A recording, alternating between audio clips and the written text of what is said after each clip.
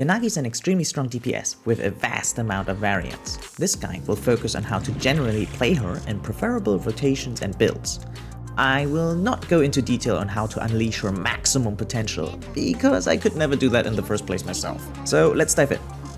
Your main goal with Yanagi will be to cause anomaly damage by filling up that tiny circle by attacking. Her attack consists of 5 basic attacks. First 2 attacks are physical and slow, so beware. Third to 5th are the cool ones though, being all electrical and very stylish.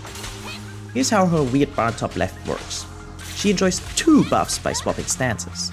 You swap her stance by sneaking in her skill even if she doesn't have enough energy. Just press E.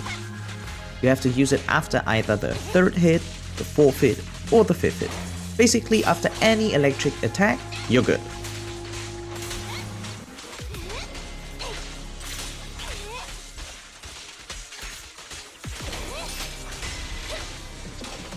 After almost any move, Yanagi will instantly use her 3rd basic already, skipping the first 2 boring options, meaning you can easily enjoy her stance swapping. If one light is on, it means she enjoys currently 1 buff from the current stance. If you swap, both will be lit up for a while, making her enjoy both buffs at the same time. And then it swaps only back to 1. So yeah, try to keep both lights on by swapping consistently.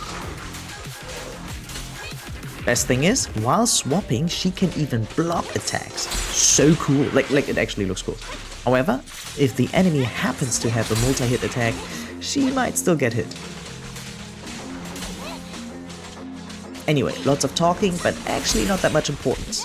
The main source of her damage comes from her actual EX skill, for which you need at least 1/3 of her energy filled.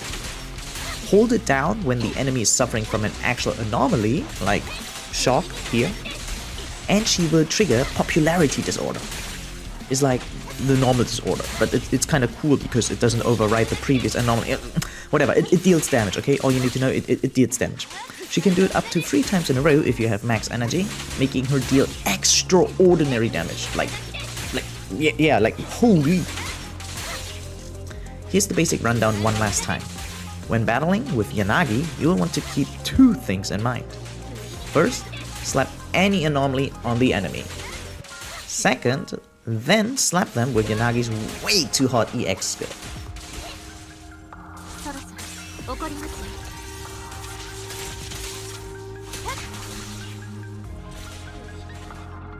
Let's see this play out in actual combat.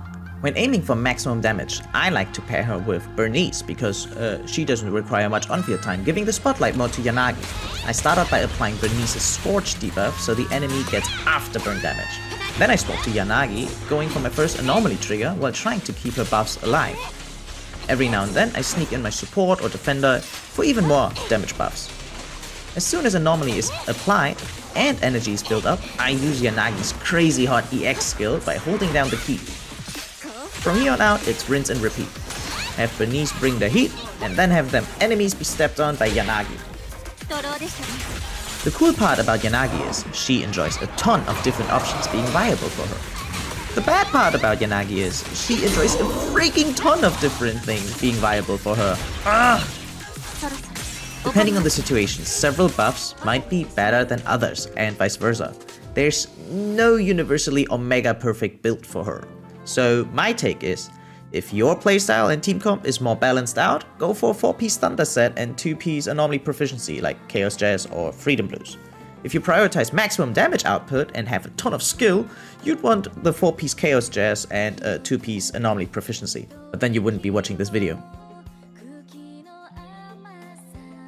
Anyway, same with team comps. Giving her more supporters diminishes her damage output overall, but it increases her survivability. Give her a team with a second anomaly character if you want those sweet millions of damage screenshots. If you have a second anomaly character who also enjoys a lot of on-field time, I suggest treating Yanagi just like Zhuyun, like a burst type character, meaning her main damage will only be when she has a lot of energy to use that polarity disorder, and when she doesn't have energy, you swap back to someone else like Jane Doe or Piper. Thankfully, her W engines are straightforward. Any of the S ranks are good for her after her signature, of course. Other than that, give her either the Battle Pass anomaly engine if you're a small spender, or give her the Weeping Gemini, which can thankfully be crafted. that should already be it. If you still have questions whatsoever, make sure to leave a like and subscribe, or maybe even follow me on Twitch to, you know, catch me live and have a conversation there. We do tons of discussions and challenges, etc. live, right? And account reviews, build reviews, and figuring, tinkering, and labbing, right? So, yeah, till then, see ya.